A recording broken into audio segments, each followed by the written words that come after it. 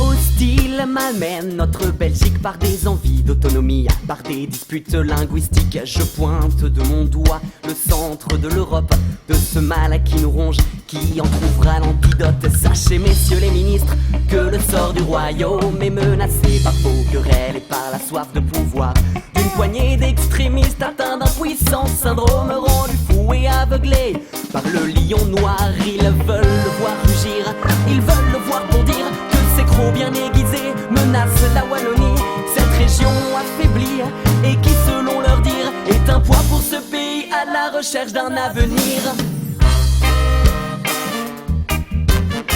Existe-t-il un remède pour ce pays qui appelle à l'aide?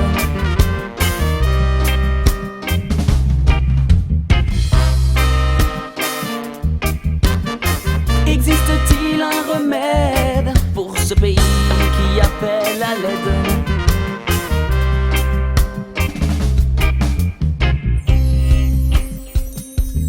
Bonsoir à tous, l'heure est grave, excusez-nous pour cette interruption, événement exceptionnel, moment exceptionnel. Nous devons en effet interrompre. Question à la une pour vous présenter une page très spéciale du journal télévisé. La Flandre va proclamer unilatéralement son indépendance, vous l'avez compris. Le moment est important, en clair, la Belgique en tant que telle n'existerait plus. 2012, nouveau chapitre, on a frôlé le naufrage. Quand le gouvernement a pris la fuite, notre confiance a pris le large.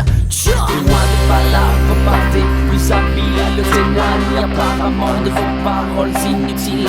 Le doute s'installe dans le pouvoir est instable. Le roi a le teint palais, tous les médias s'emballent. Toi et moi nous y croyons, mais certains n'y croient plus, car le profit personnel de nos chers et tendres élus passe hélas bien avant le problème qui nous occupe. Et de cela, messieurs, notez que peu de gens sont dupes.